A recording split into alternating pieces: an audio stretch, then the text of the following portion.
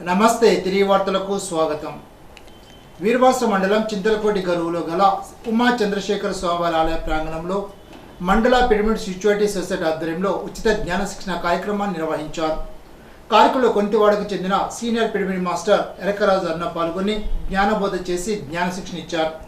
ఈ సందర్భంగా అన్న మాట్లాడుతూ జ్ఞాన సాధన ద్వారా శారీరక ఆరోగ్యంతో పాటు మానసిక ప్రశాంతత వస్తుందని, అందరూ జ్ఞాన సాధనతో పాటు విధిగా స్వాధ్యాయనం సజ్జన సాంగత్యం కార్యక్రమంలో పాల్గొనాలని కోరారు. అందరితో సామూహిక జ్ఞానం చేయించారు. కార్యక్రమంలో కోఆర్డినేటర్ కేవిడి ప్రసాద్ మాట్లాడుతూ పిరమిడ్లో జ్ఞానం మూడింతల శక్తివంతమని తెలిపి ప్రతి ఒక్కరూ చింతలకోటి గరువులో గల వివేకానంద పిరమిడ్లో జూన్ 10వ తేదీన నిర్వహించే పౌర్ణమి జ్ఞానంలో పాల్గొనాలని పిలుపునిచ్చారు. కార్యక్రమంలో సుబ్బరాజు, ముద్రగల ధనలక్ష్మి, కానుకొండ ప్రకాశరావు, యాతం నాని, పంజా పద్మ తదితరులు పాల్గొన్నారు. ఇప్పుడు తూర్పుగోదావరి జిల్లా వార్తలు. వ్యవసాయ శాఖ వ్యవసాయ యాంత్రీకరణ రైతు కృషి విజ్ఞాన యోజన 2024-25 కిసాన్ డ్రోన్లను 80% సబ్సిడీపై కిసాన్ డ్రోన్లతో గ్రామస్థాయి వ్యవసాయ యంత్రాల బ్యాంకుల స్థాపన కార్యక్రమాన్ని ఆంధ్రప్రదేశ్ ప్రభుత్వం సమర్థవంతంగా అమలు చేయడం జరిగిందని జిల్లా కలెక్టర్ పి ప్రశాంతి శనివారం ఒక ప్రకటనలో తెలిపారు. వ్యవసాయ యాంత్రీకరణ ఆర్కేవీవై 2024-25 పథకంలో 42 కిసాన్ డ్రోన్లను మంజూరు చేయగా నిబంధనల మేరకు 38 డ్రోన్లు మంజూరు చేయడం జరిగిందని అన్నారు.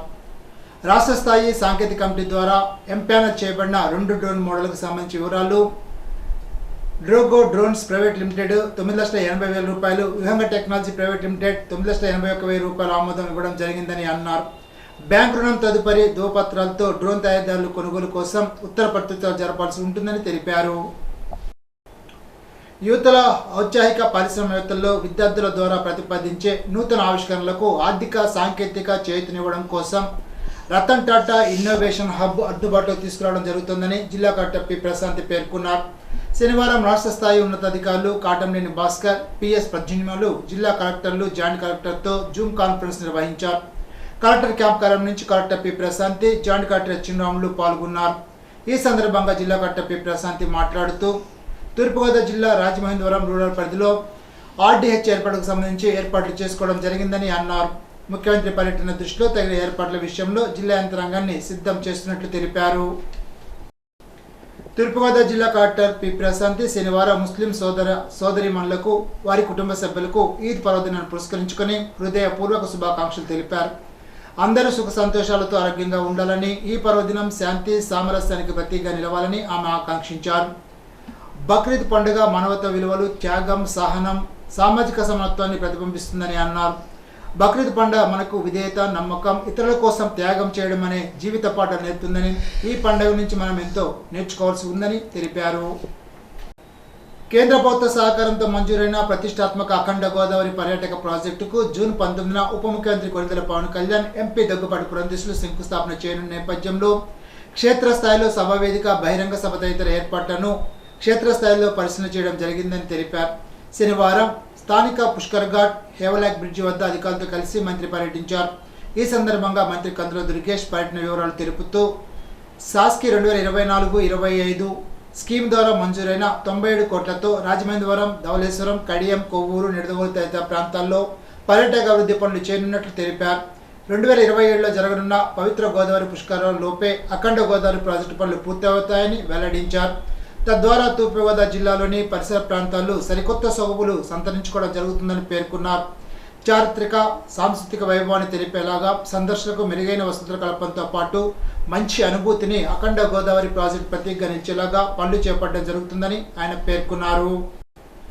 ముఖ్యమంత్రి చంద్రబాబు నాయుడు ఆదేశాలతో త్వరలోనే విద్యార్థులకు, పర్యాటకులకు, అటవీ సంరక్షణకు ఉపయోగపడేలాగా ఉప ముఖ్యమంత్రి పవన్ కళ్యాణ్, ఎంపీ పురంధేశ్వరులు 3 కార్యక్రమాలకు శంకుస్థాపన చేయనున్నారని పర్యాటక శాఖ మంత్రి కందుల దుర్గేష్ తెలిపారు. శనివారం రాజమహేంద్రవరం కలెక్టర్ కార్యాలయంలో వివిధ శాఖలతో జరిగిన సమీక్షా సమావేశంలో మంత్రి కందుల దుర్గేష్ పాల్గొని అఖండ గోదావరి ప్రాజెక్టు శంకుస్థాపనకు సంబంధించి క్షేత్రస్థాయిలో ఏర్పాట్లు, బహిరంగ సభ వేదిక తదితర అంశాలపై పలు సూచనలు చేశారు. ఆంధ్రప్రదేశ్ రాష్ట్ర ఉప ముఖ్యమంత్రి శ్రీ పవన్ కళ్యాణ్ గారు త్వరలో రాజమండ్రికి పర్యటనకు ఇచ్చేస్తున్నటువంటి సందర్భంగా 3 ప్రధానమైనటువంటి కార్యక్రమాలకి శ్రీకారం చుట్టడం జరుగుతుంది. శ్రీ పవన్ కళ్యాణ్ గారు, శ్రీమతి పురంధేశ్వరి గారు మన పార్లమెంట్ సభ్యులు వారిద్దరూ కలిసి రాజమండ్రిలో గోదావరి తీర ప్రాంతంలో అఖండ గోదావరి ప్రాజెక్టుకి శంకుస్థాపన చేయటం, అదేవిధంగా బుచ్చే చౌదరి గారు ప్రాతినిధ్యం వహిస్తున్నటువంటి రూరల్ నియోజకవర్గంలో బొమ్మూరు ప్రాంతంలో సైన్స్ మ్యూజియం ప్రారంభించటం, అదేవిధంగా బత్తుల బలరామకృష్ణ గారు ప్రాతినిధ్యం వహిస్తున్నటువంటి రాజానగరం నియోజకవర్గంలో అటవీ అకాడమీని శంకుస్థాపన చేయటం, ఈ కార్యక్రమాలని చేయటానికి ఉప ముఖ్యమంత్రి గారు పార్లమెంటు సభ్యులు ఇద్దరు వస్తున్నారు. వాటికి సంబంధించి ఏ రకమైనటువంటి కార్యక్రమాలను చేపట్టాలి, ఏ విధంగా ఇది ప్రజలందరికీ తెలిసే విధంగా, ప్రజలందరికీ ఉపయోగపడే విధంగా కూడా ఈ కార్యక్రమాలను రూపుదిద్దాలనేటువంటి అంశాల మీద వివిధ శాఖల అధికారులతోటి, ముఖ్యంగా సైన్స్ అండ్ టెక్నాలజీకి సంబంధించినటువంటి డైరెక్టర్ శరత్ గారు వచ్చారు. వారు కానీ, అదేవిధంగా టూరిజం డిపార్ట్మెంట్ వారు, ఫారెస్ట్ డిపార్ట్మెంట్ వారు అందరితో కూడా మాట్లాడడం జరిగింది. 19వ తారీఖున అనుకున్నటువంటి ఈ కార్యక్రమం బహుశా 1-2 రోజులు అటు ఇటుగా జరగచ్చు. 19వ తారీఖున మనకి కేబినెట్ మీటింగ్ ఉంది కనుక దాన్ని ఏ రకంగా ప్రత్యామ్నాయమైనటువంటి డేట్ ఏ రకంగా నిర్వహించుకోవాలనేటువంటిది కూడా ప్లాన్ చేస్తున్నాం. ఏదైనప్పటికీ కూడా విద్యార్థులకి, పర్యాటకులకి, అదేవిధంగా అటవీ సంరక్షణకి ఉపయోగపడేటువంటి బృహత్తరమైనటువంటి కార్యక్రమాలు కనుక వీటిని విజయవంతం చేసుకోవడానికి అధికారులు, రాజకీయ ప్రతినిధులు కలిసి ఏ రకమైనటువంటి ఒక యాక్షన్ ప్లాన్తో ముందుకు వెళ్లాలనేటువంటి దాని మీదే పూర్తి స్థాయిలో చర్చ జరిగింది. దీని ద్వారా రాబోయే రోజుల్లో వాటన్నిటినీ కూడా ముందుకు తీసుకువెళ్ళడానికి, ప్రజలకు ఉపయోగపడే విధంగా చేయడానికి ముఖ్యమంత్రి చంద్రబాబు నాయుడు గారి యొక్క ఆదేశాల మేరకు ఈ కార్యక్రమాలను నిర్వహించుకుంటున్నాం అనేటువంటి మాటని తెలియజేస్తున్నాం. ప్రతి ఒక్కరూ యోగా చేయడం వలన సంపూర్ణ ఆరోగ్యంగా ఉంటారని, మానసిక సమస్యలు, అనారోగ్యం దూరం అవుతాయని మంత్రి దుర్గేష్ అన్నారు. శనివారం రాజమహేంద్రవరం రూరల్ నియోజకవర్గం కడియం మండలంలోని కడియపులంకలోని Sir Arthur Cotton nursery association ఆధ్వర్యంలో శ్రీ సత్యదేవ నర్సరీలో నిర్వహించిన యోగాంధ్ర 2025 కార్యక్రమంలో మంత్రి కందుల దుర్గేష్ ముఖ్య అతిథిగా పాల్గొని స్థానిక ప్రజాప్రతినిధి గోరింట్ల బుచ్చే చౌదరి, జిల్లా కలెక్టర్ పి ప్రశాంతి, ఇతర అధికారులతో కలిసి సూర్య నమస్కారం, ప్రాణాయామం తదితర యోగాసనాలు వేశారు. ప్రతి ఒక్కరి జీవితంలో యోగం ఒక భాగం కావాలని పిలుపునిచ్చారు. ఈ సందర్భంగా డ్రగ్స్ నివారణ సహాయం కొరకు రాష్ట్ర ప్రభుత్వం ఏర్పాటు చేసిన ప్రత్యేక వ్యవస్థ ఈగల్ కు సంబంధించి రూపొందించిన పోస్టర్ను మంత్రి దుర్గేష్ కలెక్టర్ ప్రశాంత్తో కలిసి విడుదల చేశారు. జూన్ 21వ తారీఖు అంతర్జాతీయ యోగా దినోత్సవం. ఈ యోగా దినోత్సవానికి ఒక ఆధ్యునిగా, ప్రపంచ గురువుగా భాషలుతున్నటువంటి మన ప్రధానమంత్రి నరేంద్ర మోడీ గారు ఈసారి ఈ అంతర్జాతీయ యోగా దినోత్సవాన్ని జరుపుకోవడానికి మన ఆంధ్రప్రదేశ్ని వేదికగా ఎంచుకోవటం, అందులోనూ విశాఖపట్నం లాంటి ఒక అద్భుతమైనటువంటి సముద్ర తీర ప్రాంతాన్ని ఆ కార్యక్రమానికి ప్రధాన వేదికగా ఎంచుకోవడం అనేది మనందరికీ లభించినటువంటి ప్రత్యేకమైన అదృష్టం అనేటువంటి మాటను కూడా తెలియజేస్తున్నాం.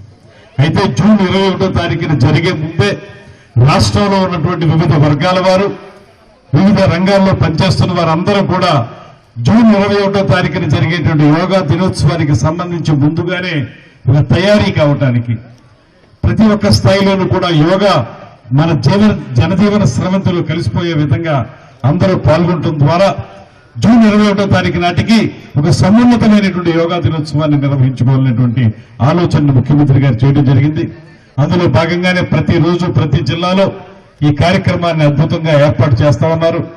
రేపు 17-18 తారీఖుల్లో తిరుపతిలో మన సినిమా రంగానికి చెందినటువంటి నటీనటులను కూడా తీసుకొచ్చి వారితో కూడా ఒకరోజు యోగా కార్యక్రమాన్ని చేయించడానికి కూడా ఆ బాధ్యతలు నాకు అప్పచెప్పారు.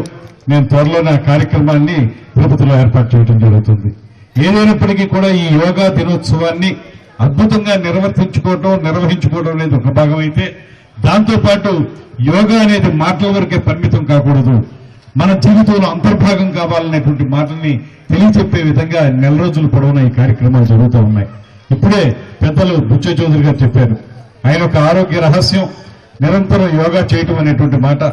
ఖచ్చితంగా ఇవాళ కూడా మీ అందరికీ నేను తెలియజేసేది ఏంటంటే, మనం మాత్రమే కాదు, మన భారతీయ ఆధ్యాత్మిక జీవనంలో, అదేవిధంగా మన భారతీయ సంస్కృతిలో మనకి యోగా అనేది, ఆయుర్వేదం అనేది ప్రత్యేకమైన స్థానం పొంది ఉన్నాయి. ఇవాళ నేను బెర్లిన్ వెళ్ళాను, జర్మనీ. ఒక 2-3 నెలల క్రితం.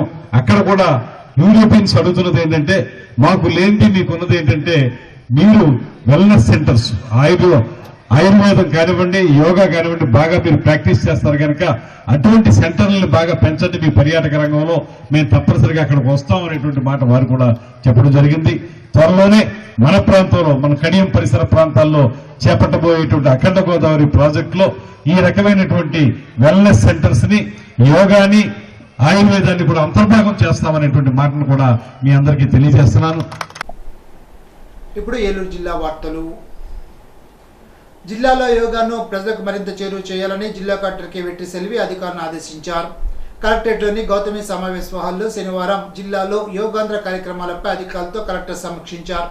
ఈ సందర్భంగా కలెక్టర్ వెట్టి సెల్వి మాట్లాడుతూ శారీరక, మానసిక ఆరోగ్య ప్రయోజనాలు అందించే యోగా మరింత మంది ప్రజలు సద్వినియోగం చేసుకునేలాగా పెద్ద ఎత్తున ప్రజలు యోగాంధ్ర కార్యక్రమంలో భాగస్వాములు అయ్యేలాగా అధికారులు చర్యలు తీసుకోవాలని అన్నారు. ఈ నెల 9వ తేదీ ఉదయం 7 గంటలకు ఏలూరులో సిఆర్ఆర్ రెడ్డి పబ్లిక్ స్కూల్ నుండి ఇండోర్ స్టేడియం వరకు యోగాంధ్ర కార్యక్రమంపై అవగాహన ర్యాలీ నిర్వహించాలని అన్నారు. కార్యక్రమంలో రాష్ట్ర మంత్రులు హాజరవుతారని, కార్యక్రమాల్లో ప్రజలు పెద్ద ఎత్తున భాగస్వాములు అయ్యేలాగా అధికారులు చర్యలు తీసుకోవాలని, కార్యక్రమాల నిర్వహణకు పకడ్బందీ ఏర్పాట్లు చేయాలని కలెక్టర్ అధికారులను ఆదేశించారు. ఈనాటి బంగారు మాట. దేనికి ఆశ పడని వారు ఎప్పుడూ అసంతృప్తికి గురికారు. బెర్నార్డ్ షా. ఈ వార్తలు ఇంతటితో సమాప్తం. తిరిగి బిజినెస్లో కలుసుకుందాం. అంతవరకు సెలవు. నమస్కారం.